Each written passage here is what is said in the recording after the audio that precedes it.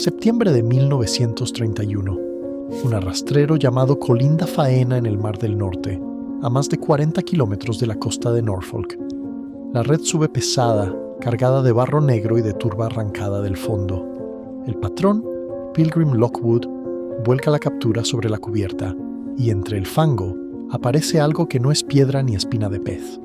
Es una punta de arpón, tallada en asta de ciervo, con los dientes del filo todavía intactos. Alguien la fabricó con las manos, alguien la sostuvo, y estaba a 30 metros bajo el agua, en mitad del mar abierto, donde ningún ser humano pudo haber estado jamás de pie, a menos que aquel fondo no fuera fondo cuando el arpón cayó sobre él. Aquella punta tenía más de 8.000 años, y lo perturbador no era su antigüedad, era el lugar. Un cazador no fabrica un arpón en el fondo del océano, lo fabrica en tierra firme, junto a un río, cerca de una charca donde espera cobrar su presa. Para que ese objeto terminara en el lecho del Mar del Norte solo hay dos explicaciones. O alguien lo dejó caer desde una barca prehistórica que no debería existir, o el suelo donde lo perdió estaba, en aquel entonces, seco, verde y lleno de gente.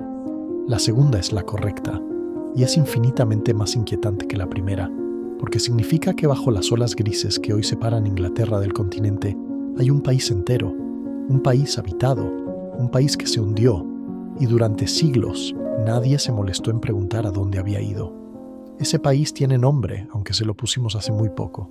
En los años 90, una arqueóloga de la Universidad de Exeter llamada Bryony Coles lo bautizó Doggerland, tomando el nombre del Dogger Bank, el gran banco de arena que los pescadores holandeses cruzaban en unas embarcaciones llamadas doggers. Coles hizo algo que nadie había hecho antes con seriedad.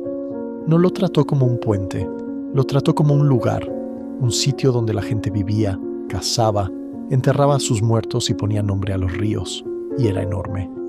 Al final de la última glaciación, con tanta agua del planeta encerrada todavía en el hielo, el nivel del mar estaba decenas de metros por debajo del actual. Gran Bretaña no era una isla. Se podía caminar desde Yorkshire hasta lo que hoy son los Países Bajos sin mojarse los pies. Entre ambas orillas se extendía una llanura más grande que muchas naciones modernas. No era un páramo helado, era probablemente el mejor territorio de caza de toda Europa. El Támesis y el Rin fluían juntos por su interior, formando un solo gran río que serpenteaba entre marismas, lagunas y colinas suaves. Había estuarios llenos de aves, bosques de avellanos, manadas de ciervos, jabalíes y uros. En capas más antiguas, mamuts y leones. Los cazadores-recolectores del Mesolítico no vivían en el borde de Europa, vivían en su corazón, y ese corazón estaba justo donde hoy los barcos marcan su posición en el radar y las plataformas petrolíferas perforan el lecho marino. Los pescadores lo supieron mucho antes que los científicos, aunque no entendieran lo que tenían entre las manos. Durante más de un siglo, las redes de arrastre subieron colmillos de mamut, huesos de león, astas de ciervo y herramientas de sílex del fondo del Mar del Norte. Los marineros llamaban a esos bloques de turba negra murlog y arrojaban de vuelta al agua lo que no podían vender. Vendían los colmillos, tiraban por la borda un mundo, nadie ató los cabos, nadie preguntó por qué el fondo del mar escupía los restos de una sabana templada. La respuesta estaba en cada cubierta manchada de barro, y aún así permaneció invisible durante generaciones. Entonces, el hielo se derritió, y el agua empezó a subir. Al principio, despacio, después, sin tregua. Siglo tras siglo, la llanura se encogió. La costa avanzó tierra adentro un poco cada año, tragándose las orillas donde los cazadores tendían sus trampas. La gente retrocedió hacia las tierras altas, hacia las colinas que todavía asomaban sobre el agua, hasta que Doggerland dejó de ser un continente y se convirtió en una isla, el Dogger Bank, una última loma verde rodeada por un mar cada vez más ancho. Y luego, hacia el año 6200 a.C., ocurrió algo que ningún retroceso lento explica. Frente a la costa de Noruega, un tramo del talud continental del tamaño de un país se desprendió y se derrumbó hacia las profundidades. Los geólogos lo llaman el deslizamiento de Storegga. Fue uno de los mayores desplazamientos de sedimento submarino de los que se tiene registro y lanzó un tsunami, olas que cruzaron el Mar del Norte y golpearon lo que quedaba de Doggerland. En los núcleos de sedimento extraídos de ese lecho aparece una firma inconfundible, una lámina de arena marina empujada violentamente hacia adentro, tierra adentro, arena que solo pudo llegar allí montada sobre una pared de agua. La historia oficial es la de una inundación gradual y paciente, pero es posible que el verdadero final no durara siglos, sino una sola mañana, un día concreto en el que el mar terminó, de un golpe, lo que llevaba milenios preparando. Hacia el sexto milenio antes de Cristo, Doggerland había desaparecido por completo. El centro de Europa se había convertido en su suelo submarino. Nada de esto es leyenda. Cada afirmación descansa sobre nombres, fechas y documentos que se pueden consultar. Brian E. Coles, en Exeter, fue quien insistió en que aquello era un país y no un simple corredor de paso. Vince Gaffney, arqueólogo de la Universidad de Birmingham y más tarde de Bradford, hizo algo que parecía imposible: cartografiar una nación que no se puede excavar. Utilizó datos de prospección sísmica, los mismos que las petroleras habían recogido para buscar hidrocarburos bajo el Mar del Norte, y con ellos reconstruyó los ríos, las cuencas lacustres, las líneas de costa y las colinas de un territorio sumergido. Miles de kilómetros cuadrados de una geografía perdida, dibujados a partir de ondas de sonido rebotando en el fango. Publicó sus hallazgos en 2009 en un libro titulado Europe's Lost World: The Rediscovery of Doggerland, y no se detuvo ahí. El proyecto Europe's Lost Frontiers, dirigido desde Bradford, fue más lejos todavía. Extrajo núcleos de sedimento del fondo y los analizó en busca de ADN antiguo conservado en el barro, la llamada seda de Enea. A partir del material genético atrapado en el lodo, reconstruyeron qué árboles crecían allí, qué plantas, qué animales pastaban en aquella llanura antes de que el agua la cubriera. En 2020, en la revista Antiquity, Gaffney y sus colegas presentaron la prueba física del tsunami de Storega en un testigo extraído directamente del lecho del Mar del Norte, la capa de arena de la ola, allí donde debería haber ola.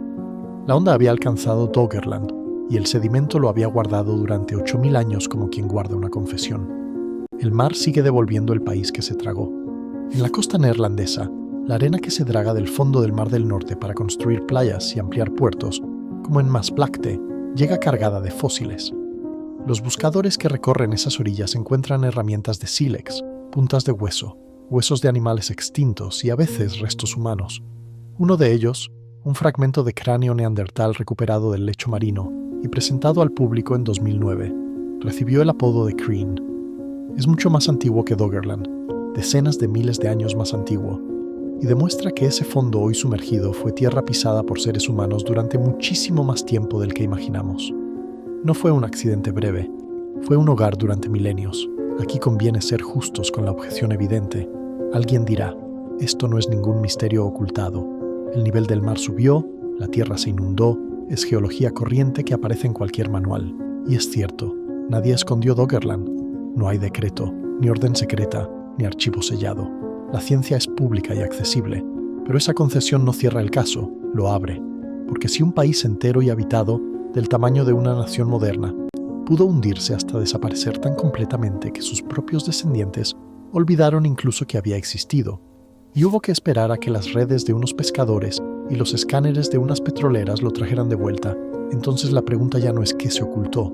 La pregunta es cuánto de la historia humana está sencillamente bajo el agua, esperando que alguien piense en preguntar. Hay un punto en esta historia en el que tuve que apartar la vista del mapa, no de un mapa cualquiera, sino de la reconstrucción de Gaffney. Ríos que serpentean con curvas reales, una costa trazada a partir de ecos, cuencas donde hubo lagos con orillas y estaciones. Y lo que me detuvo no fue la escala, fue lo íntimo del asunto. Esos ríos tuvieron nombres que nunca conoceremos. En esas orillas nacieron niños y se enterró a los ancianos. Hubo mañanas de niebla sobre aquellas marismas, hubo humo de hogueras, hubo alguien que perdió un arpón de asta en el barro de una charca y maldijo entre dientes, sin saber que ese objeto sería, 8.000 años después, la única voz que le quedaría a su mundo entero. Y ese es el patrón que cuesta dejar de ver una vez que lo ves. No un patrón de conspiración, sino algo más antiguo y más grande que cualquier conspiración. La permanencia es una ilusión de la escala en la que vivimos.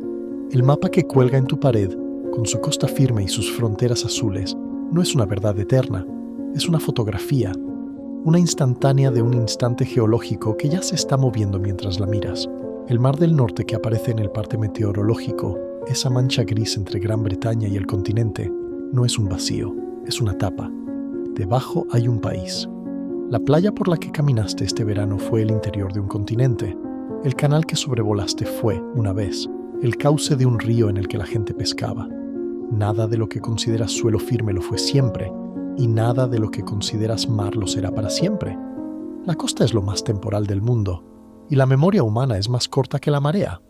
La gente de Doggerland no era una sombra primitiva en el borde de la civilización. Eran nosotros, en el mejor territorio de caza de Europa, viviendo vidas completas hasta que el agua llegó a su puerta y siguió subiendo. No huyeron de una catástrofe repentina que pudieran contar a sus nietos.